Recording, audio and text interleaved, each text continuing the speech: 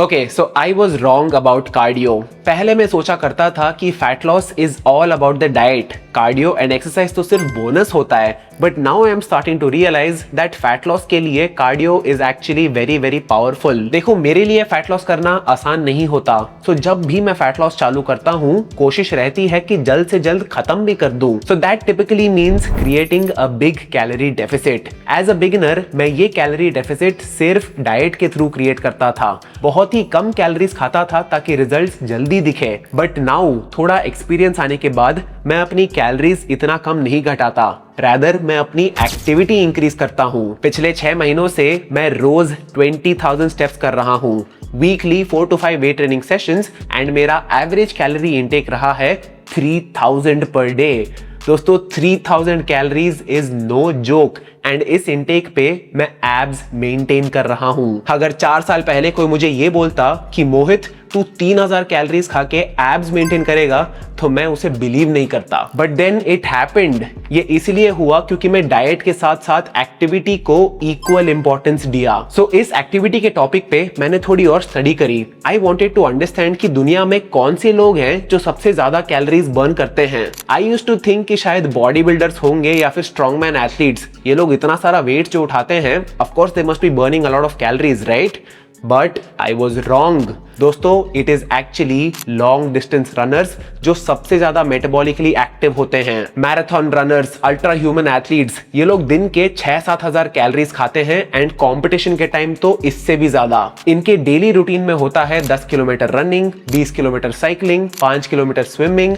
दोस्तों इन लोगों से ज्यादा कैलोरीज और कोई नहीं बर्न करता। सो इन लोगों से हमें सीख मिलती है कि जो लोग लीन बॉडी मेंटेन करते हैं वो खाना कम नहीं खाते, इनफैक्ट वो ज्यादा खाते हैं बट साथ के साथ एक्टिविटी भी मेंटेन करते हैं। कार्डियो, स्विमिंग, साइकिलिंग, ये सब कार्डियो के टाइप होते हैं and it burns a lot more calories than weight training. आपका सबसे इंटेंस वेट ट्रेनिंग सेशन ज्यादा से ज्यादा 100 या फिर 150 कैलोरीज बर्न करता होगा, लेकिन अगर आप ट्रेडमिल पे 15-20 मिनट के लिए रनिंग कर लो तो ये 150 कैलोरी आप आराम से बर्न कर लोगे। ओके, आराम से नहीं, एफर्ट लगेगा, but you get what I am saying. Shocking right? हम लोग सोचा करते थे कि वेट ट्रेनिंग से कैलोरीज बर्न होती है, but it is actually very little. I know कि आप क्या सोच रहे हो, वेट ट्रेनिंग भाड़ में जाए, कार्डियो इंक्रीज करते हैं। बट वेट अ मिनट, इससे पहले कि आप पागलों की तरह सिर्फ रनिंग या साइकिलिंग करो, just hear me out. Cardio increase करने से भूख भी इंक्रीज होती है। जितना ज्यादा एक्टिविटी करोगे उतनी ज्यादा भूख भी लगेगी। मैंने ये बहुत देखा है कि जिम्स में लोग HIIT करके चाट्स खाने निकल जाते हैं।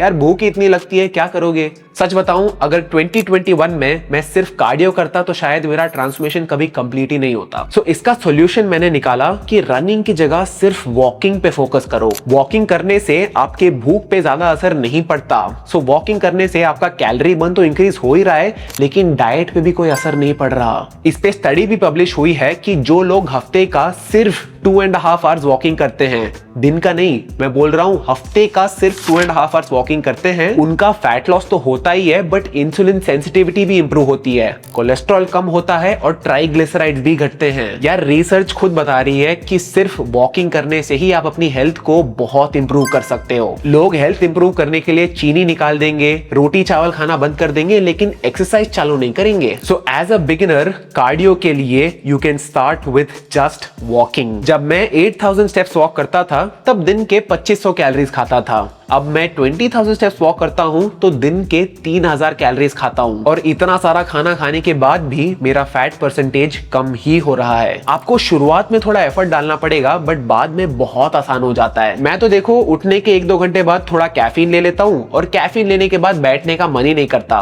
बॉडी एक्टिव हो जाती है तो मैं चलता रहता हूं। कैफीन को एक नेचुरल फैट बर्नर इसलिए कहते हैं क्योंकि ये मूवमेंट इंक्रीज करता है। सो मैं सुबह half scoop MuscleBlaze Wrathex pre workout लेके अपना काम चालू कर देता हूं। स्मॉल डोजेज में प्री वर्कआउट फोकस इंप्रूव करने में भी मदद करता है। सो स्टेप्स के साथ साथ मेरा काम भी हो जाता है। End of course pre workout तो आप वेट ट्रेनिंग सेशन से पहले भी ले सकते हो। इस एक सप्लीमेंट को मैं कई सालों से रेकमेंड कर रहा हूं, MuscleBlaze Wrathex pre workout, go check it out. Code Bigman use करके आपको ये प्रोडक्ट डिस्काउंट पे मिलेगा। नाउ जस्ट बिकॉज आप कार्डियो या वॉकिंग स्टार्ट कर रहे हो डजंट मीन कि आपको वेट ट्रेनिंग स्किप करना चाहिए। नो, एक balanced workout program cardio and resistance training को इक्वल इंपॉर्टेंस देता है। आजकल लोग अपने आप को हाइब्रिड एथलीट बुलाते हैं जस्ट बिकॉज वो वेट ट्रेनिंग के साथ कार्डियो कर रहे हैं। गाइज इसे हाइब्रिड एथलीट होना नहीं बोलते हैं, this is just basic fitness.